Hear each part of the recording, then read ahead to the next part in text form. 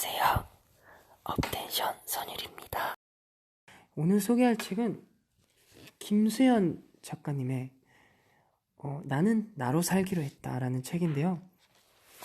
보통의 존재로 충분히 행복할 것. 어린 시절 차를 타면 언제나 해가 나를 따라온다고 생각했다.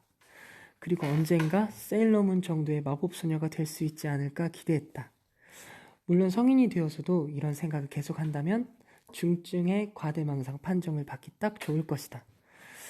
그래도 나이를 먹으면 악의 무리로부터 세상을 구하는 영웅은 아닐지라도 어딘가 특별한 어른이 되어 있을 것만 같았다. 하지만 현실의 나는 평범한 어른으로 자라났다. 화려한 삶도 아니며 무한의 자유를 누리지도 않고 여전히 소고기는 마음껏 사먹기 어렵고 좁은 생활 반경 속에서 멋없는 일상은 반복된다. 그런데 생각해보면 평범한 어른들 중에 한 사람이 되었다는 사실을 깨달은 지점, 어린 시절 내가 품었던 이상을 떠나보내는 지점, 어른의 사춘기는 그 지점에서 오는 게 아닐까? 물론 그 순간이 슬프고 씁쓸하기는 하다. 하지만 어린 시절의 환상과 기대감에서 벗어나 특별하지 않은 보통의 존재로서 자신의 삶을 꾸리는 것, 어른의 숙제란 그런 것인지도 모른다. 나는 앞으로도 세일러문이 돼서 지구를 구할 일도 소르본 대학의 교수가 될 일도 없을 것이다. 하지만 내가 원하는 건 나의 동창들이 내 소식을 듣고 배가 아파 복통을 일으키는 것도 아니고 친척들이 가문의 영광이라며 나를 우러러보는 일도 아니다. 대신 내겐 쓰고 싶은 글이 있고 조금 더 잘해보고 싶은 그림과 디자인 일이 있다. 가족과 시간을 더 보내고 싶고 수영을 배워서 바다에서 마음껏 시간을 보내고 싶고 다양한 관점을 가진 사람들을 만나며 나의 세계를 확장하고 싶다. 내 삶에는 많은 제약이 있고 부장된 것은 없지만 특별하지 않은 보통의 삶에도 허락된 많은 것들이 있다. 어른의 사춘기는 자신의 평범함을 인정하고 그 안에서 자신의 삶을 채울 수 있을 때 종결되는 것이며 우리는 그 순간 진짜 어른이 된 것이다. 단단한 자존감을 다질 것. 알랭드 보통은 어른이 된다는 건 냉담한 인물들, 속물들이 지배하는 세계에서 우리의 자리를 차지하는 의미라고 했다. 살아보니 세상은 동화 같지 않다. 갑질에 붕괴하는 것이 새삼스러울 만큼 차별은 일상에도 만연하고 속물의 조건적 관심에 의연한 척하며 무시하려고 해도 마음은 주머니 속에 넣어둔 쿠쿠다스처럼 부서진다. 그래서 사람들은 자존감을 높여야 한다고 말한다. 세상의 기준과 평가에 상관없이 스스로를 존중하는 마음을 키우라고.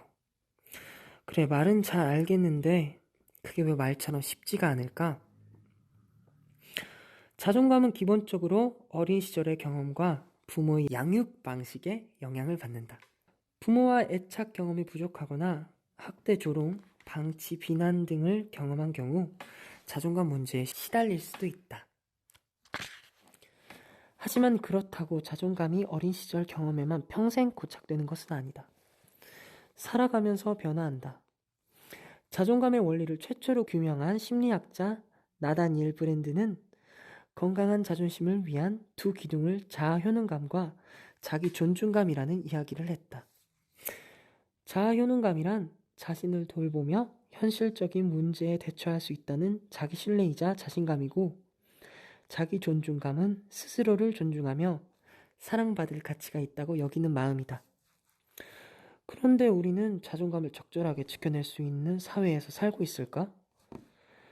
건강한 자존감을 가지고 자라왔다 해도 수십 장의 이력서가 거절당하고 회사의 소모품이 되어 일자리에서 내몰리는 상황에 스스로 삶을 유지시킬 수 있다는 자아 효능감을 느끼기는 어렵다. 또 조건적으로 쉽게 서열을 나누며 차별을 권하는 사회에서 있는 그대로의 자신을 존중하라는 건 어쩌면 최면에 걸리자는 말에 가까울지도 모른다.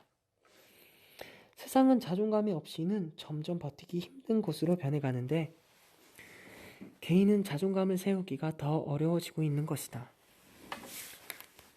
그럼 우리는 어떻게 해야 돌림놀이처럼 반복되는 자존감 문제를 해결하고 이 냉담한 세상에서 우리의 자리를 차지할 수 있을까?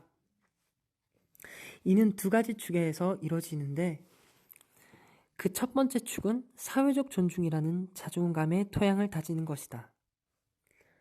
존중이 희소성을 지닌 경제제가 될 필요는 없다. 사실 돈이 드는 것도 아니지 않은가?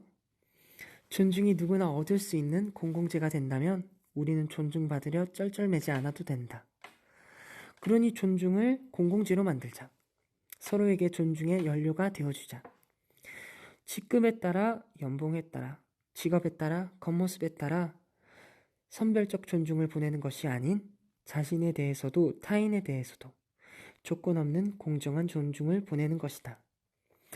두 번째 축은 개인 스스로가 자존감에 대해 보다 본질적으로 이해하고 실천하는 것이다. 이를 위해서는 진짜 자존감을 구분하며 자존감의 의미를 이해할 필요가 있다.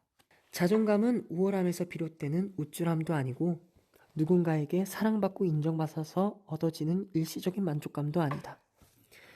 자존감의 본질적 의미는 자신에 대한 신뢰이자 행복을 누릴 만한 사람이라 여기는 자기 존중감이다. 이건 정신승리로 얻어지는 것도 아니기에 아무것도 하지 않는데 자신을 신뢰하기는 어렵고 자신의 신념과 반대되는 삶을 살면서 자신을 존중하기도 어렵다. 자존감은 스스로가 믿고 존중할 내면의 세계를 세우고 그 신념을 바탕으로 삶을 선택하고 행동하며 책임을 지는 삶의 일련의 과정에서 얻어지는 내면의 힘이다. EBS 다큐프라임 IS 생활에서는 부모의 태도가 자녀의 자존감에 미치는 영향을 실험했다. 실험에 참가한 아이들에게는 퍼즐 조각을 주었는데 과제를 어려워하자 자존감이 낮은 아이의 부모는 대신 해주려 했고 자존감이 높은 아이의 부모는 아이가 스스로 해결할 수 있도록 기다려 주었다.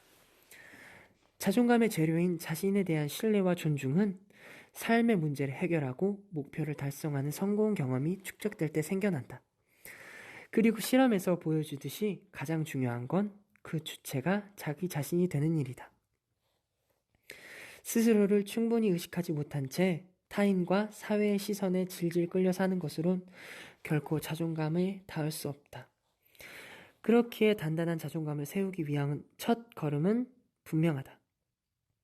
나답게 살아가는 것.